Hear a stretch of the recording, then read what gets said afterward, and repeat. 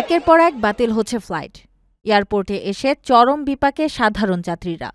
কোনো পূর্ব নোটিশ ছাড়া হঠাৎ ফ্লাইট বাতিল হওয়ায় ক্ষুব্ধ যাত্রীরা। টানা ৬ দিন এভাবে বিশৃঙ্খলা চলতে থাকে একটা আন্তর্জাতিক বিমানবন্দরে।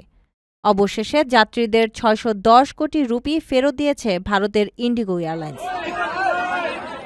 বিভিন্ন ফ্লাইট বাতিল এবং মালপত্র বিলম্ব ঘিরে দেশজুড়ে ক্ষোভ তৈরি হওয়ায় বাধ্য হয়ে এই সিদ্ধান্ত নিতে হয়েছে সংস্থাকে। ভারতের বৃহত্তম বিমান পরিষেবা সংস্থা ইন্ডিগো এয়ারলাইন্স গত ৬ দিনে প্রায় ২,০০০ ফ্লাইট বাতিল করেছে। এই ফ্লাইট বিঘ্নে বিপাকে পড়েন হাজার হাজার যাত্রী। বিমান ভাড়া ফেরত দিতে হয়েছে ৬১০ কোটি রুপিরও বেশি। যাত্রীদের বাকি থাকা ৩,০০০ মালপত্র পৌঁছে দেওয়া হয়েছে তাদের ঠিকানায়।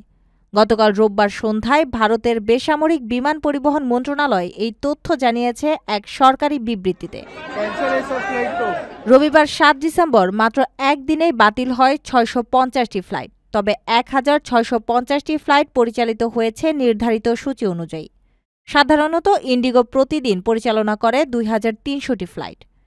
সিইও পিটার এলবার্স জানিয়েছেন, পরিস্থিতি নিয়ন্ত্রণে আনতে কাজ করে চলছে আলাদা সাপোর্ট সেল। তার দাবি, বর্তমানে ৭৫% ফ্লাইট সময়মতো পরিচালিত হচ্ছে। বিশৃঙ্খলার পেছনে দায়ী করা হচ্ছে ভারতের ডিজিসি এর নতুন এক বিধিকে, যার ফলে ফ্লাইটের অনুমোদন প্রক্রিয়ায় জটিলতা তৈরি হয় বলে অভিযোগ উঠেছে। ইন্ডিগো জানিয়েছে, আগামী ১০ ডিসেম্বরের মধ্যে ফ্লাইট অপারেশন পুরোপুরিভাবে স্বাভাবিক করার লক্ষ্যে কাজ চলছে। তবে এই ঘটনায় যাত্রী সুরক্ষা ও ক্ষতিপূরণ নীতির কার্যকারিতা নিয়েও উঠেছে প্রশ্ন। نودلز عماني هذه أول مرة أسمعها. خليني يربى بسم الله.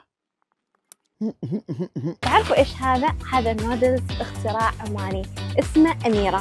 طبعا يجي في الكرتونة 40 حبة، وتخيلوا السعر 3 ريال ونص بس.